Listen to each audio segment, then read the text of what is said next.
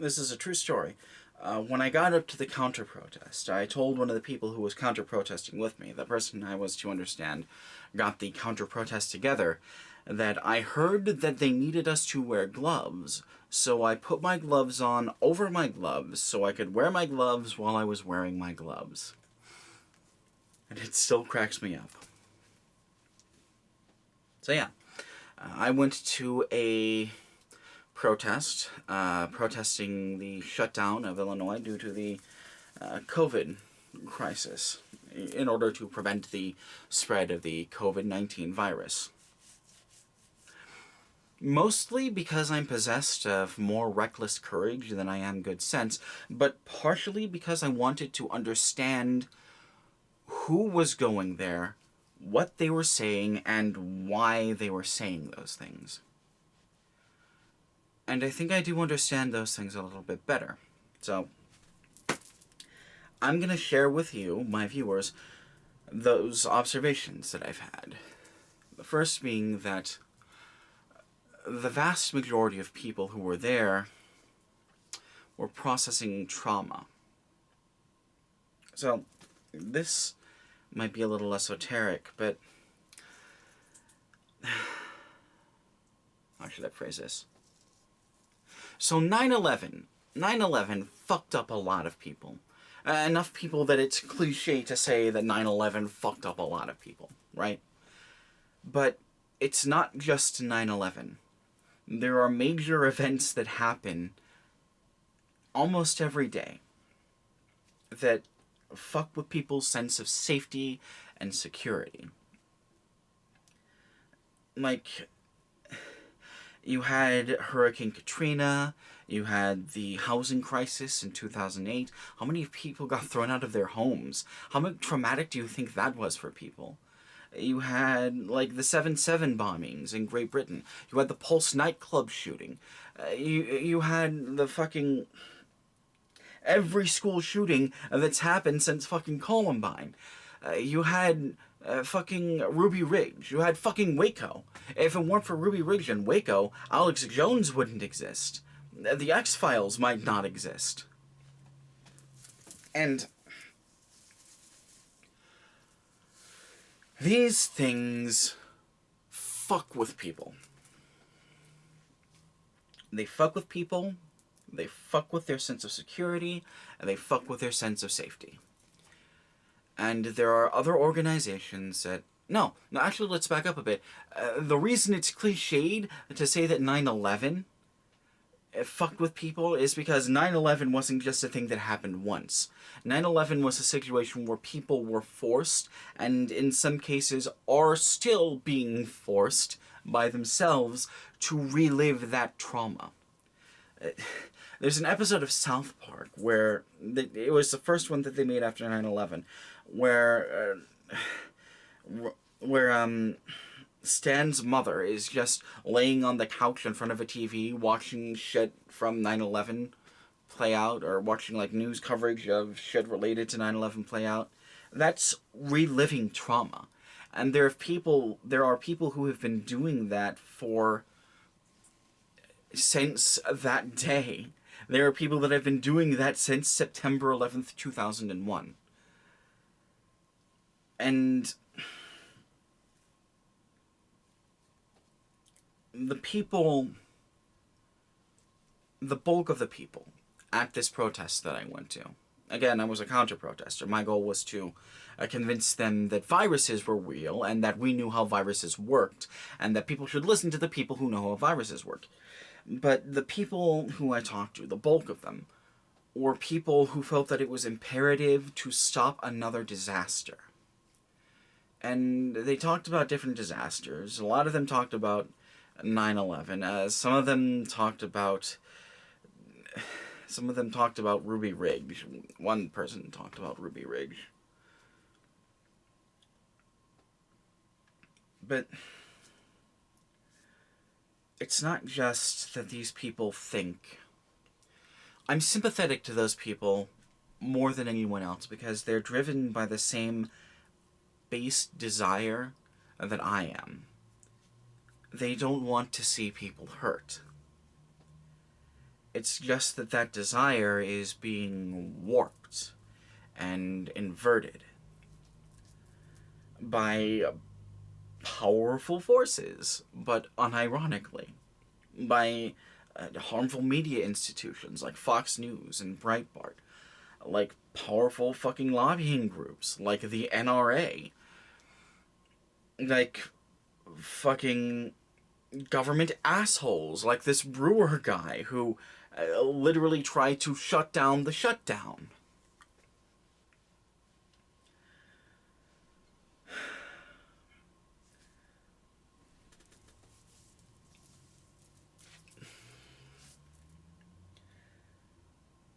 I want to stress again that this is the bulk of the people, and they're compelled to do the things that they're doing because they want to help people, or at the very least, they want to prevent wide-scale disaster.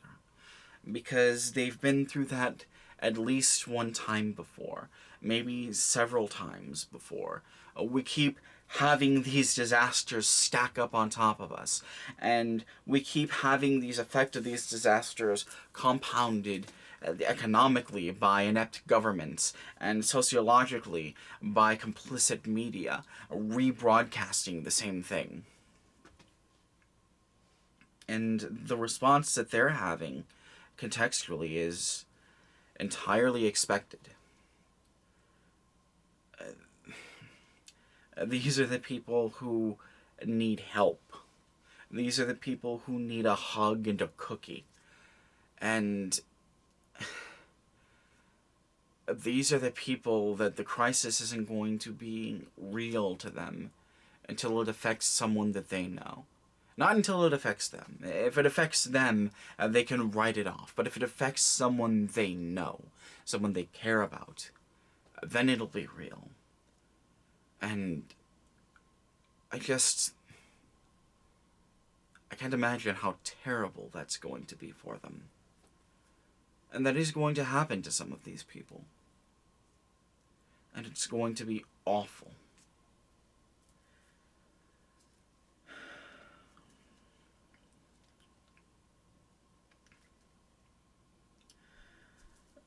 The second observation I had, this actually came to me in a dream, more or less. I woke up with this thought on my mind. I actually banged it out on Twitter. So, organizations are talking about the response to the COVID crisis as though, and when I say response, I mean the societal response, and more importantly, the federal catastrophic failure of a response, as though it's something that couldn't have been predicted, as though it's something that no one could have saw coming. And I'm inclined to disagree. We should have seen this exact response coming because it's happened before, and we're still dealing with the fallout of it. The way that the federal government, the way that Trump has instructed people to deal with the COVID crisis, and the way that the GOP, and in broad strokes, is handling or not handling the COVID crisis, is nearly identical to how the AIDS crisis was handled. That is, it has been denied, there has been misinformation spread, it has been... all of those things are done vindictively in an effort to hurt the most vulnerable people, seemingly deliberately. And, you know, Trump is kind of like Reagan, but ratcheted up to 11. All the worst aspects ratcheted up to 11. And this isn't an exception.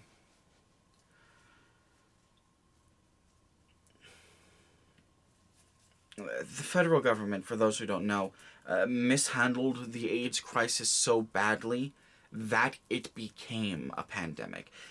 Every death of AIDS since the 80s is on the heads of the United States government.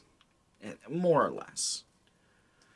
They bear the bulk of the responsibility. And that means that I bear some of that responsibility, despite being born after Reagan was fucking president.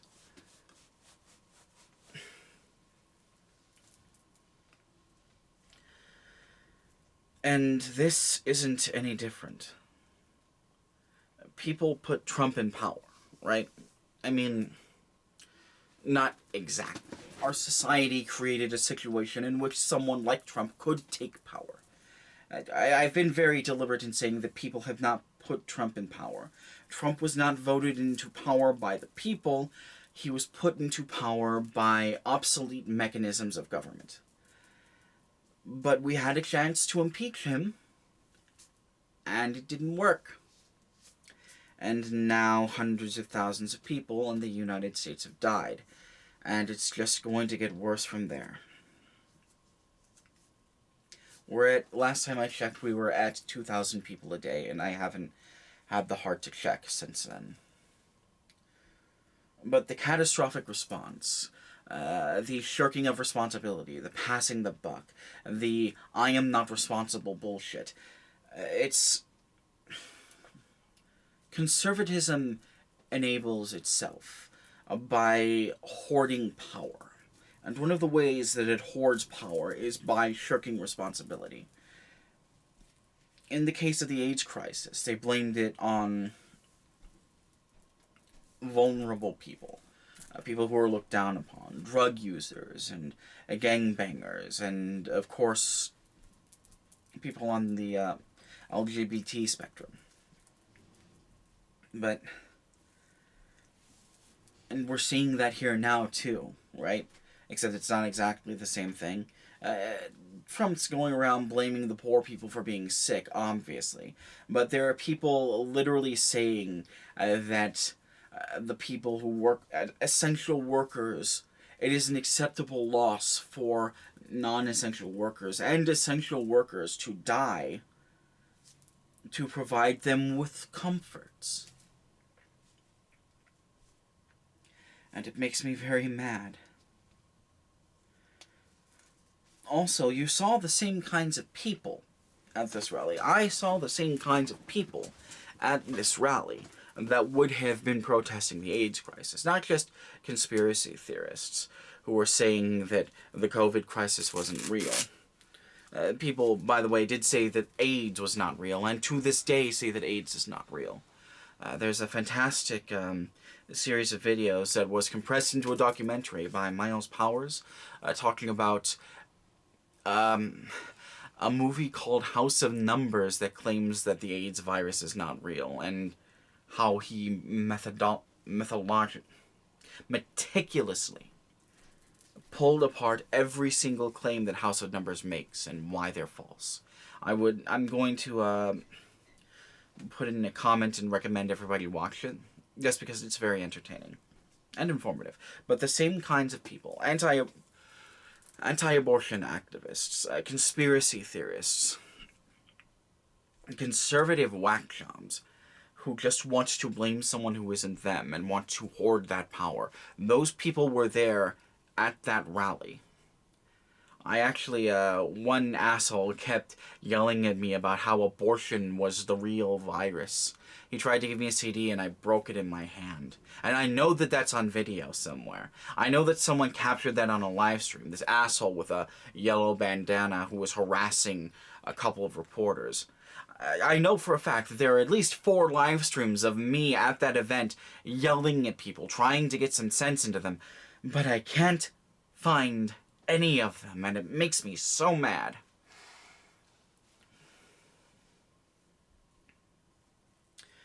So, the last observation I made, and this is one that I made immediately, has to do with the size of the group. I've decided to say that there were about 800 people at the event. To be reasonably charitable. Not as charitable as possible. If I were as charitable as possible, I would say that there were between 850 and 900. But I don't believe there were more than 800 people, and I think even 800 is a stretch.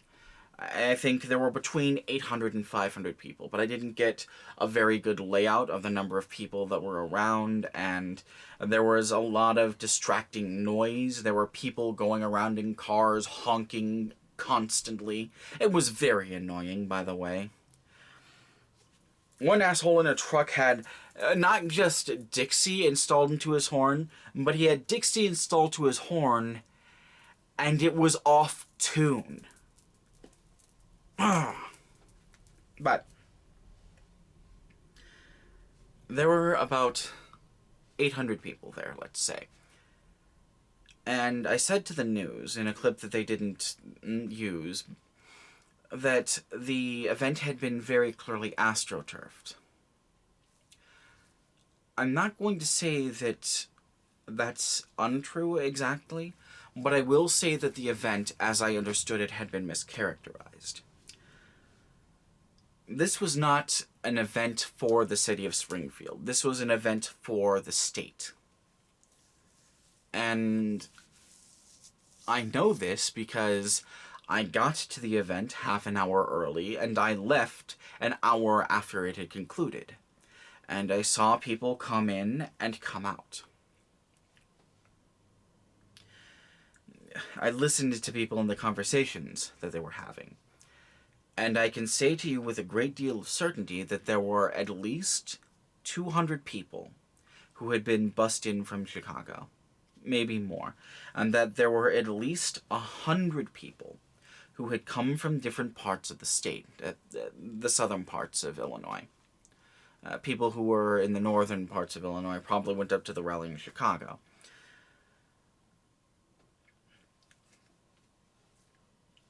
This was a statewide event, and by their own account, they were protesting the closure of the state by J.B. Pritzker. J.B. Pritzker is our governor. And I want to put this in a specific context.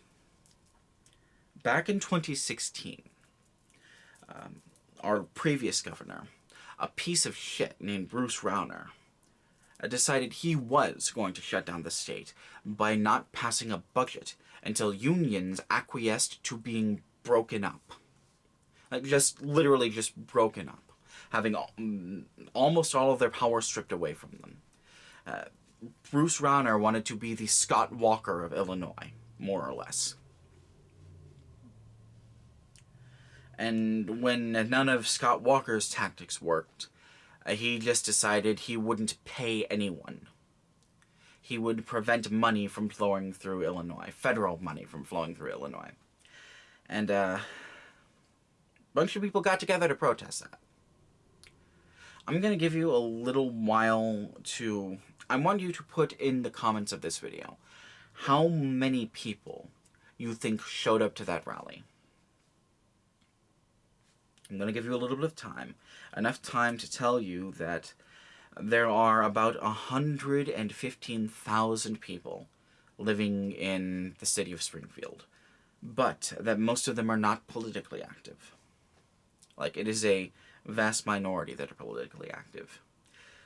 The average rally, whether it's at the state capitol, whether it's at the old state capitol, anywhere it is, has trouble cracking 50 people at a time.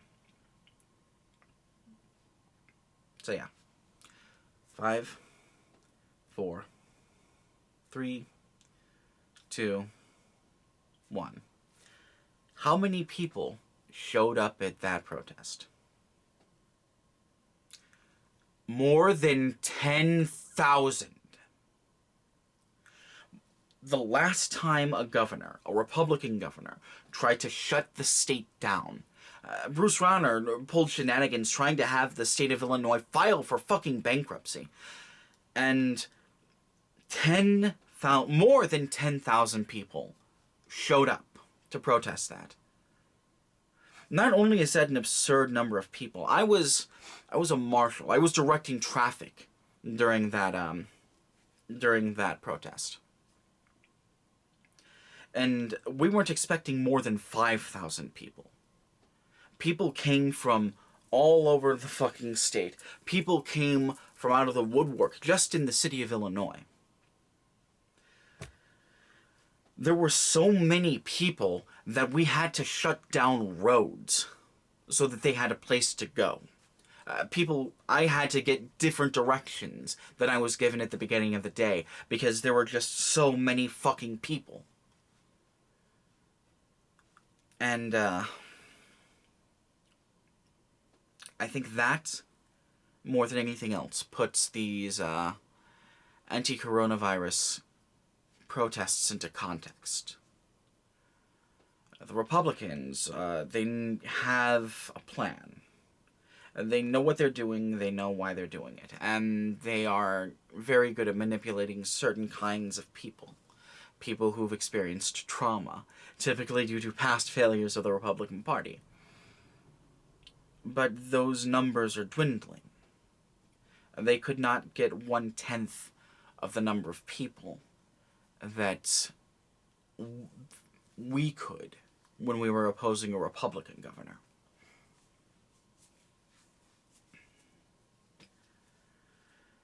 And also, I think it speaks to the character, at least of Illinois, and hopefully of the rest of the country. We understand that these things are unpleasant, that these things that we're having to do are thoroughly unpleasant, and none of us want to do it. But being an adult means doing things that you don't want to do. And thankfully, there are some adults in the room. They're just stuck in their rooms right now. But, I don't know. This might change things. For the better. It might be that people see how inept things are. I don't know. I'm allowed to be hopeful, aren't I?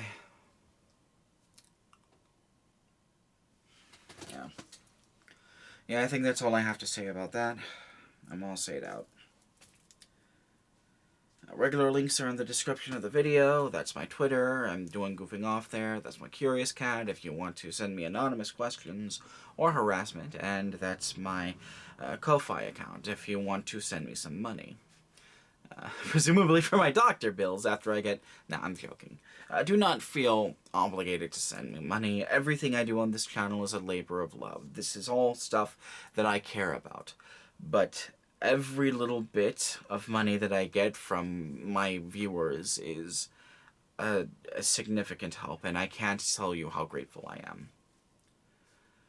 My next video is going to be about the Tara Reade allegations and how the DNC catastrophically mishandled them.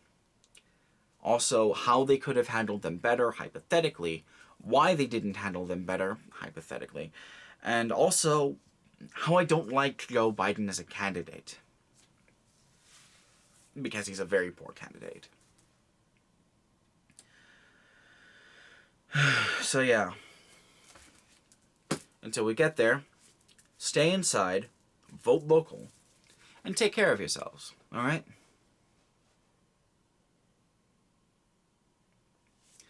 I put my glove on my glove so I could wear my glove all